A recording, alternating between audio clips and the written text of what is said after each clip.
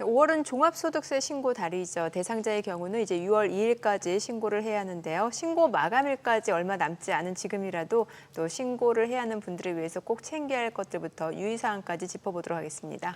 세무전문가 우리은행 김혜리 차장님 모셨습니다. 어서 오세요. 안녕하세요. 안녕하세요.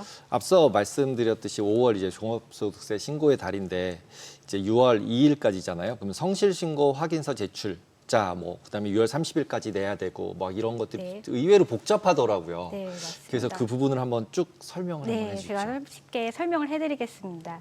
5월은 종합소득세 및 개인 지방소득세 신고 납부의 달입니다. 따라서 국세청은 4월 25일부터 모바일로 안내문을 다 전송을 했고요. 해당자는 1,285만 명에 해당한다고 합니다. 이 중에서 영세하고 개인이 신고하기 어려우신 분들에게는 모든 채움 서비스를 통해서 663만 명에게 전달이 됐고요. 663만 명에 해당하시는 분들은 경비율을 적용하는 영세한 자영업자분들, 그리고 근로소득자지만 타소득이 있으신 분들, 그리고 주택임대사업자이신 분들 등 신고 금액이 간단하고 계산 방법이 일률적인 분들에게는 이 모든 채움 서비스를 제공하고 있습니다. 따라서 모든 채움 서비스를 이용하시면 간편하게 전화나 핸드폰, 그리고 또 PC 홈택스를 이용해서 신고하실 수 있고요. 이 중에서도 443만 명에 해당하시는 분들은 환급을 또 받으실 수가 있다고 합니다. 그래서 이 기간에 놓치지 마시고 홈택스를 통해서 또는 모바일은 손택스거든요. 손택스를 통해서 환급금을 다 챙겨가시기 바랍니다. 네. 보통 일반 직장인들 이제 근로소득만 있으신 분들 같은 경우 연말정산 간소화 서비스라고 하는데 이제 그 외에 다른 소득 있으신 분들 종합소득세 신고할 때 이제 모두 채움 서비스. 네, 맞습니다. 그럼 이제 모두 채움 대상자에 해당한다라고 하면은 이걸로만 꼭 신고를 해야 되는 거예요? 꼭 그렇진 않고요. 예. 모두 채움 서비스는 앞에서 말씀드린 영세한, 그러니까 업종별로 기준 금액 이하이신 분들에게 모든 채움 서비스 유형으로 나갑니다. 네. 하지만 모든 사업자의 경우에는 장부를 선택할 경우에는 그 장부라고 해서 영수증과 지출 증빙을 작성하는 방식으로 신고를 하실 수도 있습니다. 네. 또한 모두 채움 서비스를 신청하시더라도 인적 공제나 특정 사항들이 내가 갖고 있는 사항과 다르다. 그럼 거기에 맞게 사실대로 수정을 해서 고쳐서 신고하기를 완료하실 수 있거든요. 네. 그리고 또한 성실신고, 대상자간 신고 기한이 좀 다른데요. 이분들의 경우에는 성실신고 확인서를 제출하셔야 됩니다.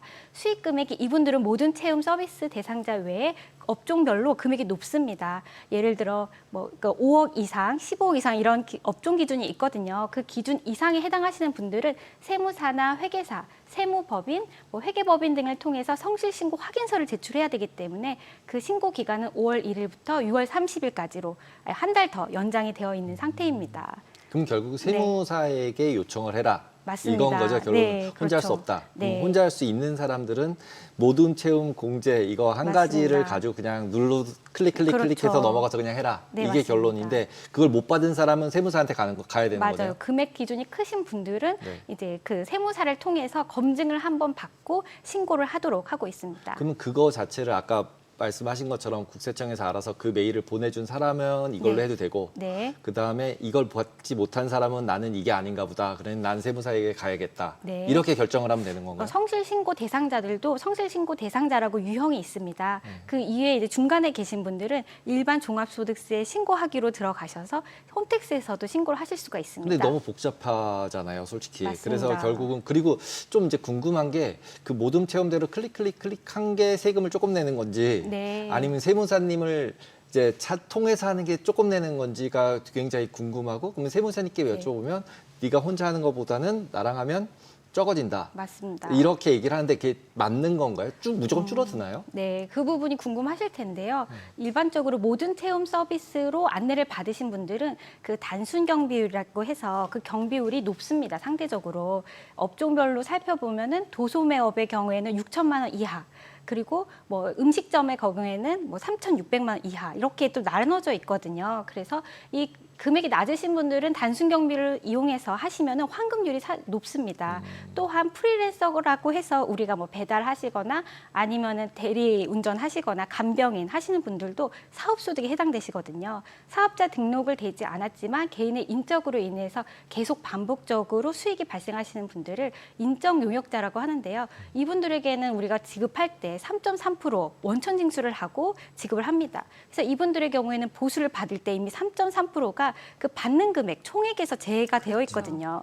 이분들의 경우에는 단순 경비로 신고할 경우 60%에서 80%까지 이 공제를 차감해줘요, 비용을. 그렇기 때문에 본인의 소득이 20%에 상당하는 금액에 인적고객제를 적용하고 종합소득세율 6%부터 적용을 하게 되면 오히려 환급이 발생하는 경우가 있습니다. 이런 경우에는 단순 경비율로 쓰는 것이 유리하기 때문에 업종별로 그 금액이 낮으신 분들에게는 세무사를 이용하는 것보다 단순 경비율로 모든 체험 서비스를 통해서 하는 것이 대부분 유리한 거죠. 네, 그 금액이 지금 443만 명 정도 안내가 됐고 환급금에 대해서도 한 1조 90억 원 정도가 환급될 예정이라고 합니다. 네, 그 왜 종합소득세 신고 전에 보통 이제 그 세무 대리인을 통해서 이렇게 신고를 할 때도 보면은 제출해야 될 서류들이 있더라고요. 예를 들면 뭐 청첩장, 뭐 부고 메시지, 네. 아니면은 안경원에서 쓴 영수증 이런 것들 있잖아요. 네. 이런 거 혹시 그 실질적인 영수증 말고 그 메일로 캡처해서 보내도 되는 거 아니에요? 우선은 그렇게 하는 경우에는요, 예. 그 비용을 직접적으로 인정을 받기 위한 거거든요. 네네. 그렇기 때문에 이것을 앞에서 말씀드린 영수증에 따라 지출을 기재하는 장부라고 합니다. 네. 장부에 해당하시는 개인 사업자의 경우에는 청첩장도 거래처에 지출한 청첩장, 그리고 또 거래처에 장례식장에 갔던 조의금, 이런 것들은 사업과 관련된 업무 추진비로 볼 수 있거든요. 네. 그렇기 때문에 거래처와 관련된 유사성, 사업장 지적적 영향이 있을 때는 업무 추진비로 비용 공제가 또 됩니다. 그럼 친구 결혼 이런 건 안 되는 거예요? 네, 그렇죠. 개인적으로 아. 사용했던 우리 근로소득자 분들이 쓰시는 그 뭐 조의금이나 이런 것들은 안 사실 되는 거예요? 적용이 안 되고 이거는 사업자가 이 내용을 기재했을 때 개인 사업자인 경우면은 맞습니다. 다 되는데 그게 네. 친구인지 아닌지 모르잖아요. 그렇죠. 그러면은 결국 카피만 떠서 내면 다 되는 건가요? 한도가 있나요? 네, 우선은 첫 번째로는 그 납세자가 신고한 내용을 신뢰할 수 있다고 믿는 거기 때문에 이 업무 추진비로 하려면 엄격한 요건이 있습니다. 첫 번째가 사업과 관련이 돼야 되고요. 네. 두 번째가 특정인에게 지급한 것입니다. 하지만 업무 추진비의 이전 22년 이전 이름은 접대비였어요. 아. 그 접대비 항목에 대해서는 말씀대로 이 불필요하거나 아니면 무분별하게 많이 사용될 수 있기 때문에 그 금요를 제한하고 있습니다. 그래서 접대비나 업무 추진비로 쓸 수 있는 경우에는 일반 법인의 경우에는 1,200만 원, 그리고 이 중소기업의 경우에는 3,600만 원까지 연간 사용할 수 있기 때문에 실제로 이 업무 추진비가 사적으로 사용된 건지 아니면 업무와 직접적 관련 비용인 건지 구별해야 되고요. 만약에 이게 업무와 관련이 없는 분들이다. 이런 기부금 해당이 되거든요. 그럼 기부금 공제로 가야 되고요. 또 이게 특정인이 아니라 불특정 다수에게 가는 경우에는 광고 선전비예요. 그렇기 때문에 이때는 한도 적용이 또 안 됩니다. 그거 너무 복잡하잖아요. 너무 벌써. 그래서 이제 세무사가 그 역할을 다 맞습니다. 해주는 거죠, 사실. 근데 세무사님한테 맡긴다고 하더라도 네. 어떻게 생각하면 저희가 이제 청첩장을 이렇게 열심히 다 보내면 그게 네. 제 친구인지 그걸 증빙한다는 것 자체가 굉장히 어렵잖아요, 솔직히. 다시 되물어 보던데요. 맞아요. 되물어봐요? 네, 이 관계나 이런 관계들, 사실관계 거를, 파악을 예. 하게 됩니다. 금액이 하게- 커지면 네, 그리고 네. 또 기본적으로 그 거래처의 경우에는 세금 계산서, 영수증, 신용카드, 매출전표 등이 발행이 되거든요. 그래서 일반적으로는 그런 것으로 확인할 수가 있고, 네, 업무성 관련성은 있어야지 접대비, 그러니까 업무 추진비로 해서 비용으로 들어갈 수 있는 점입니다. 네. 이런 것을 구별하는 것이 일반인들이 어렵기 때문에 세무사를 활용하는 것이 절세에 도움이 될 수가 있거든요. 네.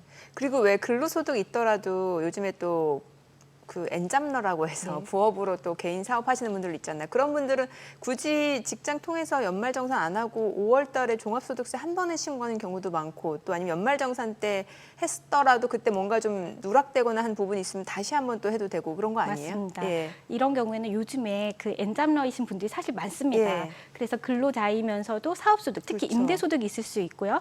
기타 소득, 강연이나 아니면은 다른 그 인터넷 쇼핑몰을 하시는 분들이 계세요. 네.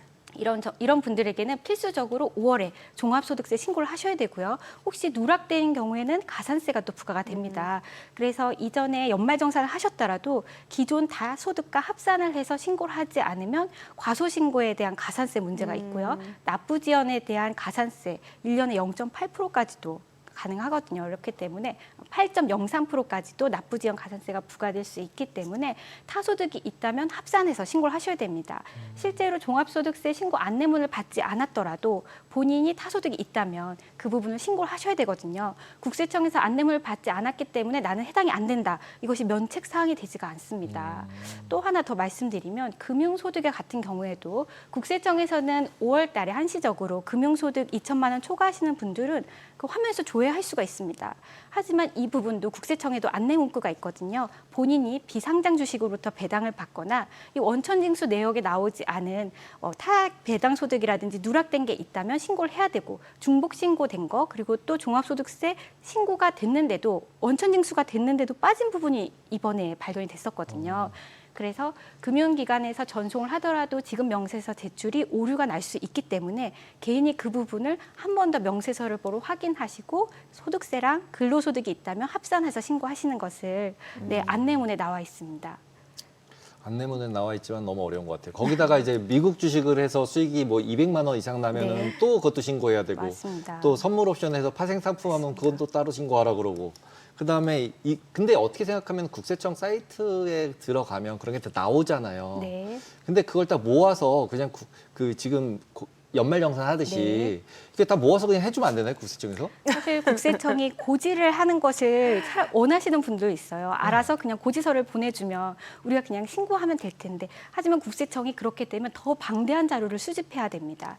개인의 지금 갖고 있는 자료 중에 확인되지 않거나 아니면 본인이 개인 간에도 돈을 빌려주고 이자 소득을 받으면 신고해야 되거든요. 합산해서요. 그런데 그런 것까지 고지를 하게 되면 국세청이 더 방대해져야 된다. 이렇게 볼 수 있겠습니다. 그럼 결국에 모르는 거잖아요. 근데 개인끼리 하면은 모르잖아요. 그러니까 어차피 지금 네. 제가 말씀드린 거는 금융기관 간에서 어떤 것들, 그다음에 네. 3.3 띈 것들, 맞습니다. 이런 것들만 기록된 것만 다 한 네. 거를 우리 보고 다 여기저기서 띄어가지고 그걸 합쳐가지고 세무사를 줘라 뭐 이러고 있는데 솔직히 제가 봤을 때는 이걸 왜 하지? 라는 생각이 들고 그다음에 어차피 속이겠다고 마음을 먹었으면 개인끼리 이렇게 이자 주고받은 거는 신고 안 하면 끝인데 그거는 어차피 추가적으로 이제 맨 밑에다가 너 다른 거 있으면은 네가 손으로 넣어라 뭐 하든지 아니면 보고를 해라라고 하는 것만 넣어주면 그건 본인의 착한 정도에 따라서 이렇게 넣으면 되는 거잖아요. 그러면 될 것 같은데 이거를 이렇게 바꿔놓으니까 더 복잡하고 그 다음에 실질적으로 이제 나이 많으신 분들 같은 경우는 홈택스 이런 거 못 하시잖아요. 이거 되게 복잡해요. 그러면 뭐 해주려고 그러면은 또 막 그 개인 정보 보호 때문에 뭐 못하게 막고 막 엄청 복잡하던데 이런 걸 해결할 방법은 없는 건가요? 사실 그 어려운 부분을 점차적으로 해결하고 있다고 생각을 합니다. 왜냐하면 원스타 서비스도 이번 3월에 국세청이 이제 발표를 해서 환급을 5년치 기존에 있던 모둠 채움 서비스와 같은 유형에 대해서 바로 환급금이 나오는 부분에 대해서는 환급 신청을 하도록 또 안내문을 다 적극적으로 발송을 했습니다. 하지만 그 이후에 또 국민 감정은 그럼 진작에 해주지 왜 이제 와서 해주느냐 이런 반응도 있거든요. 하지만 국세청의 행정이 점점 발달되고 있으면서 점점 나아지고 있다고 생각하시면 될 것 같습니다. 앞에서도 말씀드린 그 모둠 채용 서비스와 같은 부분에서 민간 세무 플랫폼에서 이것을 대행해 주는 경우가 있는데 이 경우에는 어떤 문제점이 있냐면 우선 수수료를 내야 됩니다. 국세청의 원스톱 서비스를 쓰게 되면 수수료 없이 되고요. 또 국세청의 경우에는 신고가 어렵다고 생각하시는 분들이 어떤 이유냐면 신고를 다 했는데 자꾸 오류가 뜨거나 확인하라고 팝업이 떠요. 이 이야기는 국세청에서 이 검증을 해줍니다. 그래서 예를 들어 인적공제를 넣는데 작년에 사망하신 분, 재작년에 사망하신 분을 작년 우리가 신고할 때 해당이 안 된다. 그럼 그분의 인적공제가 안 들어가거든요. 그래서 그런 사망자를 확인해라 이런 팝업이 이제 계속 개발돼서 뜨고 있으니까 그 납세자 입장에서는 자꾸 오류가 뜨고 팝업이 뜨니까 어렵다고 생각하거든요. 네. 하지만 그것은 납부를 잘못했을 때 그 가산세의 부담이 다 납세자에게 가기 때문에 재확인하세요라는 팝업이라고 생각하시면 되는데 뭐 대행해 주는 네. 거는 그러면 쓰지 않는 게 좋은 건가요? 대행해주는 경우에는 저도 사용을 좀 한번 해봤는데 시도를 해봤는데 어떤 방식이냐면 그 대행사 앱에 통해서 국세청에 간편 로그인이 됩니다. 간편 인증성을 통해서 국세청 사이트에 로그인이 돼서 스크래핑이라고 해서 그 자료를 이렇게 다 스크린 해가지고 그걸로 과세 환급을 해주거나 과세를 해주는 방식이거든요. 그렇다 보니까 첫 번째는 수수료 문제가 있고요. 국세청을 통해서 했으면 수수료를 안 내도 되는데 국세청을 통하지 않고 앱을 통하면서 수수료를 한번 내고 국세청 사이트를 들어가는 거랑 같은 상황이에요. 그리고 두 번째는 개인의 소득 공제 자료 이런 것들이 다 그 기관에 보관하게 됩니다. 그래서 그 안정성에 대해서 우리가 개인 정보가 이게 다 수집하는 걸 적당한 건가 이런 문제가 있는데 그래도 이것을 이용하시는 분들이 워낙 많아서 홈택스가 저번에 마비됐다고 해요. 이 스크래핑 때문에 홈택스가 마비될 정도로 이용하시는 분들이 많은 거거든요. 그 이유는 이제 직관적이고 간편하다. 홈택스에서는 가면은 여러 가지 너무 선택할 게 많아서 하기 힘든데 여기에는 그냥 간단하게 질문에만 답변을 하면 환급금이 탁 나와버리니까 많은 사람들이 이용을 하시거든요. 하지만 그 이후에 이거는 세무 대리인이 한 게 아니기 때문에 다 본인이 선택을 해서 했기 때문에 가산세에 대한 문제도 본인이 책임을 져야 되고요. 이 가산세는 그 5년간 또 과세를 할 수가 있습니다. 국세청이 제척 기간이 있거든요. 그래서 지금 당장은 환급을 받더라도 추후에 문제가 돼서 가산세가 나올 수 있으니까. 그런 앱을 그러면 네. 세무사의 권한이 없는 데가 하고 있는 거라는 거네요. 왜냐하면 거기 그 민간 세무 플랫폼은요, 그냥 플랫폼입니다. 그래서 세무사를 이용할 때는 우리가 세무 대리를 해서 들어가거든요. 그래서 그거는 이제 법에서 정해진 방식에 의해서 할 수 있는 자만 할 수 있는 건데 이 민간 세무 플랫폼은 본인이 그냥 간편 인증을 해서 개인이 하는 거와 동일합니다. 그렇기 때문에 세무 대리가 없고요. 그 적정성에 대해서는 본인이 다 판단을 해야 되기 때문에 직관적이고 환급이 쉽다. 하지만 이것이 맞는지는 그 책임 또한 본인에게 있다. 이런 점이 이제 주의하셔야겠습니다. 세무사는 왜 안 만들어요? 세무사가 만들면 될 것 같은데. 네, 지금 그래서 네. 또 세무사회에서 국민의 세무사 그 앱을 만들었습니다. 그것도 국민의 세무사. 국민의 네, 세무사. 이번에 출시됐는데요. 이것은 그 민간 세무 플랫폼과 다른 점이 무엇이냐면 이것은 세무사를 찾아주는 그 사이트입니다. 그래서 지역적 인접한 세무사를 매칭시켜 줄 수 있고요. 그리고 거기에 질문했을 때는 그 세무사들이 답변을 해준다는 점. 그리고 이 앱을 사용할 때는 그 무료입니다. 그래서 세무사 매칭이 우리 예전에는 또 세무사 찾기가 힘들었거든요. 주변에 가까운 세무사를 우리가 고르기가 되게 어려웠는데 이 국민의 세무사는 세무사회에 등록된 세무사들이 거의 다 가입돼 있다고 볼 수 있겠습니다. 네. 네, 그렇기 때문에 이쪽을 이용하시거나 아니면 민간 세무 플랫폼을 이용하시더라도 본인이 확실하게 그 내용에 대해서 나는 이거 이중공제 아니다. 부당공제 아니다라는 걸 판별할 수 있으시다면 이용하시는 것도 편리성에서는 좋다고 봅니다. 알겠습니다. 오늘 내용 잘 들었습니다. 고맙습니다.